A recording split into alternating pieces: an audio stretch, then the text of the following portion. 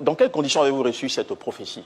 Après 90 jours de jeûne en 2013, nous avons reçu la prophétie d'Ivoirien Nouveau.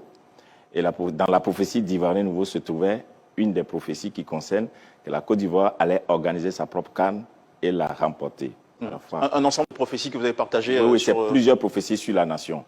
Et le Seigneur nous avait demandé de mettre ça sur un support audio.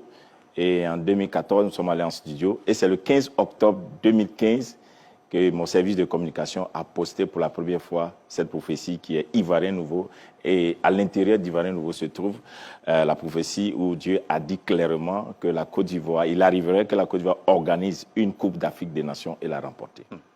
Et aussi le fait que la Côte d'Ivoire allait jouer une Coupe du Monde et arriver en quart de finale de la Coupe du Monde. C'est dans la prophétie. La Côte d'Ivoire arrive en quart de finale de la Coupe du Monde. Oui, en quart de finale d'une Coupe du Monde. C'est dans la prophétie. Et dans la même prophétie, il est dit qu'un Ivoirien sera secrétaire général des Nations Unies. C'est dans la même prophétie.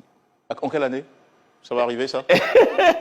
Vous savez, il y a des choses qui sont publiques, il y a des choses qui sont secrètes. Au temps convenable, Dieu expose. Dieu n'expose pas tout. Il y a une partie qui est révélée, il y a une partie qui est gardée pour son temps. C'est exceptionnel ce que vous dites là. Oui. Il y a eu d'autres prophéties importantes oui. Dans cet audio-là. Est-ce que vous pouvez synthétiser ce qui va arriver à la Côte d'Ivoire? Bon, il y a la prophétie dans Ivoirien Nouveau qui annonce qu'un Ivoirien va venir avec un modèle de voiture qu'on va monter ici. Et dans une ville de la Côte d'Ivoire, la voiture sera made in Côte d'Ivoire. Ça sera une voiture moins chère et ça sera dans toutes les gens viendront de la sous-région pour acheter cette voiture. Ivoirien Nouveau annonce que le passeport ivoirien va être un passeport qui va se démarquer des autres passeports de la sous-région. Ce sera un passeport, une chose de valeur dans la main de l'Ivoirien. Dans Ivoirien Nouveau, Dieu a annoncé que bientôt, on va construire, comme à Dubaï, ils vont construire des villes sur l'eau. En Côte d'Ivoire? Ah ouais, en Côte d'Ivoire. Ouvrez vos yeux, vous allez voir. Dans Ivoirien Nouveau, il a annoncé que l'Ivoirien va oublier les douleurs du passé. D'un coup, Dieu va enlever, c'est comme si rien ne s'est passé. Ils vont s'unir à nouveau, ils vont s'entendre, ils vont se parler. Tout va passer. Et regardez les signes.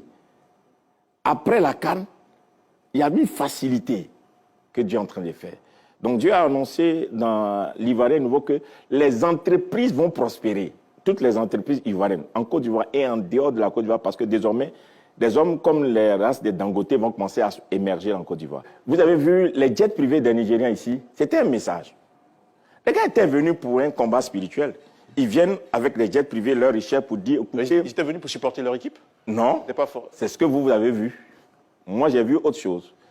Quand ils viennent avec les gens les plus riches qui sont venus avec les jets privés, c'est pour dire que quand on gagne la CAN, désormais, nos entreprises et les Nigériens vont prendre le contrôle de l'économie et de la richesse de la Côte d'Ivoire.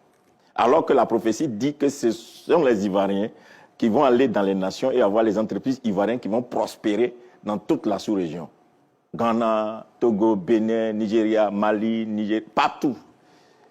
Et donc Dieu n'allait pas accepter. Donc ils sont venus investir leurs jets privés, ils sont partis. Ouvrez vos yeux, vous allez voir que ils seront obligés de faire un aéroport spécifiquement pour les jets privés ivoiriens parce que beaucoup de milliardaires vont se lever. Et c'est dans Ivoirien Nouveau. Beaucoup de milliardaires vont se lever. Beaucoup de milliardaires ivoiriens. L'entrepreneuriat en Côte d'Ivoire va devenir autre chose qu'on ne va pas comprendre. D'un coup, ils vont se lever et puis ils vont prospérer. Donc Dieu a un intérêt. Voilà. Comme j'avais dit, j'ai dit même que l'équipe nationale que vous voyez, l'équipe qui va gagner la Coupe, va régner, l'équipe de Côte d'Ivoire va régner sur le football pendant 10 ans en Afrique. Comme le Cameroun, comme le Nigeria a dominé, l'équipe du football de la Côte d'Ivoire va faire peur aux autres équipes pendant 10 ans. Alors, ça c'est pour le côté charisme, influence. Mais en termes de résultats, est-ce que la CAN 2025 qui arrive, c'est dans quelques mois, dans moins d'un an. Est-ce que la Côte d'Ivoire va remporter la CAN? Laissez chaque chose arriver en son temps, Dieu parlera en son temps. Est-ce que c'est la prochaine Coupe du Monde que la Côte d'Ivoire va se... Laissez chaque chose arriver en son temps et Dieu parlera en son temps. D'accord. Déjà, prophétiser sur des événements d'envergure, je ne dirais même pas national, mais international, parce qu'une Coupe d'Afrique des Nations, c'est international, ça peut aller jusqu'au planétaire, oui. Étant donné que selon certains chiffres, la CAN aurait été vue par plus de 2 milliards de personnes cette année. C'est tout de même très risqué de prédire ou de prophétiser sur des événements de ce type-là, parce qu'en cas d'inaccomplissement, je ne sais pas si vous avez mesuré toutes les conséquences qui auraient pu s'imposer à vous, à votre crédibilité, à votre image, à celle de votre communauté, et peut-être même à la famille. Je suis un homme de Dieu. Un homme de Dieu, c'est celui qui entend la voix de Dieu, qui a décidé déjà de donner sa vie entièrement. c'est une consécration, une vie consacrée, on ne s'appartient plus. Donc Dieu a décidé de m'utiliser, je me suis laissé utiliser.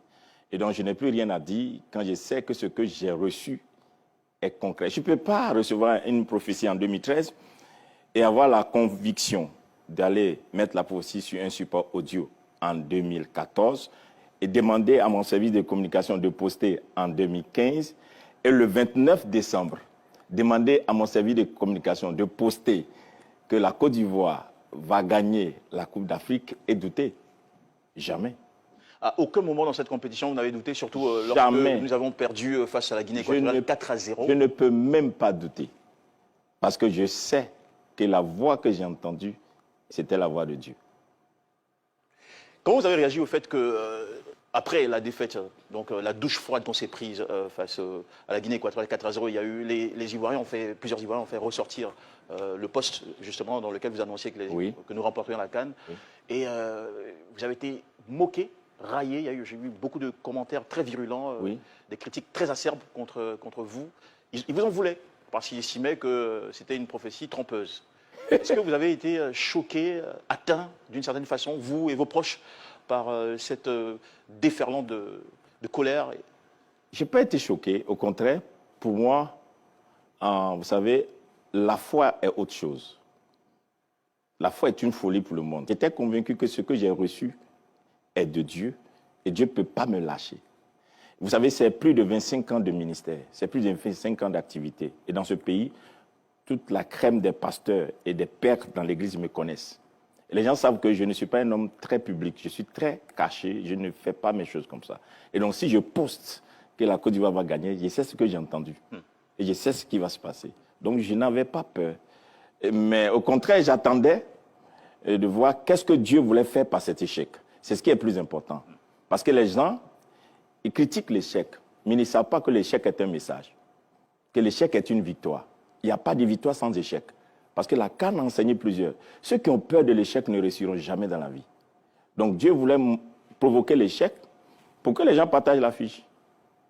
Et l'affiche qu'ils ont insultée, c'est la même affiche qui a donné le courage, la force à plusieurs de croire que l'homme de Dieu a dit, on pense que ça doit s'accomplir. C'est quoi l'intérêt de Dieu? Qu'est-ce que Dieu a gagné au fait que la Côte d'Ivoire et pas un autre pays ait remporté la Coupe d'Afrique? D'abord, il faut comprendre que la prophétie ne vient pas pour une église. L'erreur de plusieurs, c'est de penser que quand Dieu ne parle qu'à l'église. Il peut prendre un instrument dans l'église pour parler à la nation. Il y a le prophète de l'église et il y a le prophète des nations. Et si tu n'as pas le mandat, le manteau, tu ne peux pas le faire et puis ça ne va pas t'accompagner. Donc, il se trouve que je suis dans mon mandat. Ceux qui me connaissent très bien, ils savent que moi, j'ai toujours prié pour la nation. J'ai toujours fait des choses depuis des années. J'ai toujours fait ça. Donc, c'est ceux qui ne me connaissent pas qui étaient inquiets. Mais ceux qui me connaissaient savaient que si le monsieur-là a dit ça, c'est que ça va arriver. Étiez-vous obligé de poster cette prophétie, la rendre publique? Vous auriez pu la garder et voir peut-être... Si je l'avais gardée aujourd'hui, ça ne l'a pas produit cet effet.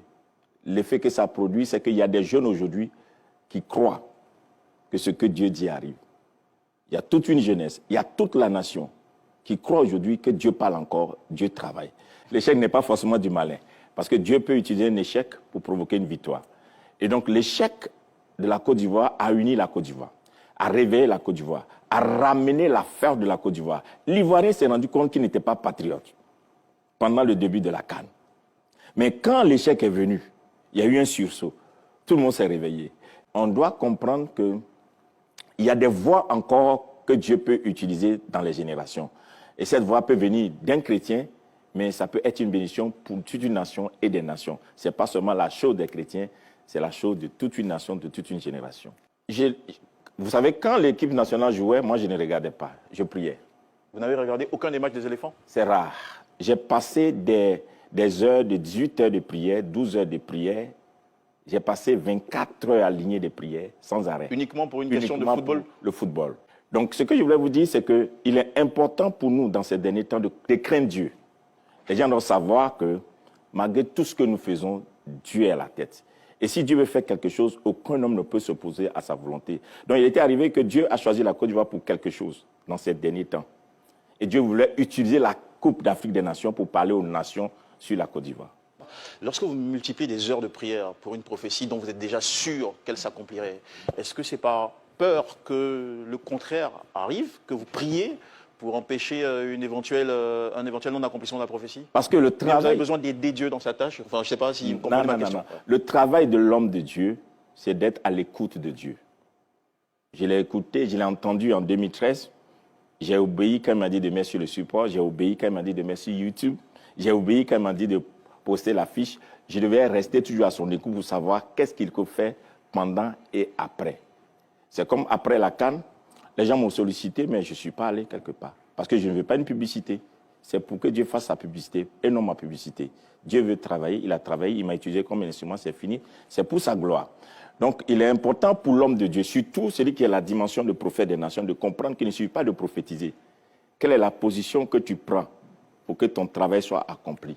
J'ai vu beaucoup d'hommes de Dieu qui sont revenus, qui avaient critiqué au départ, qui sont revenus et qui ont commencé à poster, à parler du football. Et aujourd'hui, je suis content quand je vois aujourd'hui des hommes de Dieu recevoir des joueurs dans leurs églises, tout ça. Mais c'est des choses que les gens ne voulaient pas faire. Pour eux, Dieu n'est pas dans le football. Et je crois qu'aujourd'hui, par cette prophétie, on a compris en Côte d'Ivoire et en dehors de la Côte d'Ivoire que Dieu est dans le football.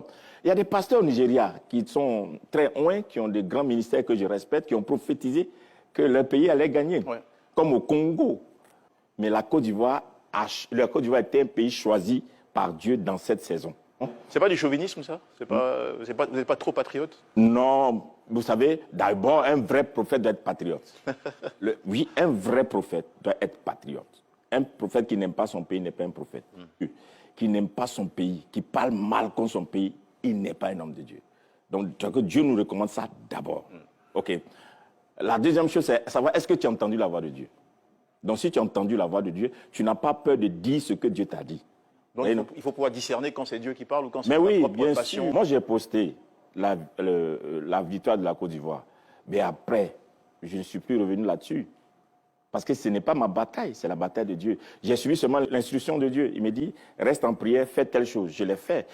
À certains moments donnés, Dieu n'a pas forcément besoin que des milliers de personnes prient, mais il a besoin du canal, il a besoin de l'instrument. Moi, j'ai fait ma part, la Côte d'Ivoire a eu la coupe, je suis content, je suis béni. Vous avez dit que Dieu a choisi la Côte d'Ivoire il a élu la Côte d'Ivoire pour un but spécifique dans cette saison. C'est quoi le but de Dieu pour la Côte d'Ivoire? Voilà, voici, je vais expliquer que les gens comprennent le but de Dieu pour que la Coupe d'Afrique soit à la Côte d'Ivoire. Avant même que la Côte d'Ivoire ne joue son premier match, j'ai posté Côte d'Ivoire, pays lumière de l'Afrique 2035, que Dieu t'exauce dans cette grandeur. J'ai mis sur ma page. Les gens n'ont pas fait attention. C'était un message subliminal? Oui, c'est un message caché. Ah, c'est pour dire que la Côte d'Ivoire sera la lumière de l'Afrique d'ici 2035. Et donc, Dieu crée et convoque les nations. Vous savez, quand Dieu veut parler, il y a ce qu'il dit en cachette, il y a ce qu'il fait en public. Quand David devait être oint, on a rassemblé toute sa famille et c'est devant sa famille qu'on lui a donné l'onction et puis il est devenu roi. Donc, la Côte d'Ivoire doit prendre la tête de l'Afrique. Comment? Financièrement? Économiquement, et même spirituellement, les pasteurs en Côte d'Ivoire vont devenir tellement influents. La musique ivoirienne, je l'ai prophétisé. Cette Coupe d'Afrique était tellement spirituelle parce que c'est le positionnement de la Côte d'Ivoire. Et si vous regardez dans la victoire, le Nigeria, les gens étaient spirituels. Ils savaient que qui gagnait cette coupe gardait la position de leader sur l'Afrique sur au moins une dizaine ou vingtaine d'années. Et donc Dieu a organisé les choses à telle enseigne que ce soit la Côte d'Ivoire qui gagne. Ouvrez vos yeux, vous allez regarder. D'ici quelques années, la Côte d'Ivoire va monter en puissance économiquement, scientifiquement, à tous les niveaux, même dans la musique, dans la littérature, la Côte d'Ivoire va monter. Donc cette coupe n'a rien de jeu, n'a rien d'un championnat de trucs, mais c'est une élévation spirituelle. Et Dieu voulait donner l'onction à la Côte d'Ivoire pour prendre la tête. Donc cette coupe, c'est quoi? C'est un signe? C'est un signe. Annonciateur ou... Bien sûr, vous voyez, un des signes. La Côte d'Ivoire ne s'est jamais unie comme dans cette CAN. L'Ivoirien n'a jamais été patriote comme dans cette Coupe d'Afrique. Le chant patriotique dont on parle, c'est dans cette Coupe d'Afrique que les gens peuvent chanter l'hymne national dans un terrain de football. Il n'y a pas une religion ou bien qui n'a pas adhéré à cette Coupe d'Afrique. Donc ça montre l'unité que les politiciens ont cherchée pendant des années. Dieu l'a créée dans cette Coupe d'Afrique. Comment on peut dire que Dieu n'est pas là-bas?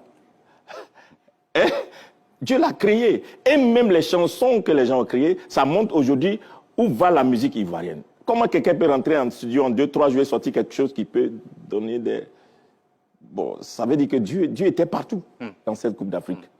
Vous allez dans les villages partout, les gens ont suivi la Coupe d'Afrique. Donc je veux dire qu'il est important pour l'Ivoirien aujourd'hui de craindre Dieu, de savoir que si nous sommes orgueilleux, Dieu nous a dit d'être humble. L'humilité. 2. Le symbole que Dieu était dedans, on a parlé de Akwaba, et la canne de l'hospitalité. Une particularité, la Côte d'Ivoire a une particularité dans le monde, c'est que la Côte d'Ivoire a l'indice qui reçoit plus d'étrangers. Donc, quel jour Dieu va récompenser la Côte d'Ivoire pour avoir reçu des étrangers pendant des décennies?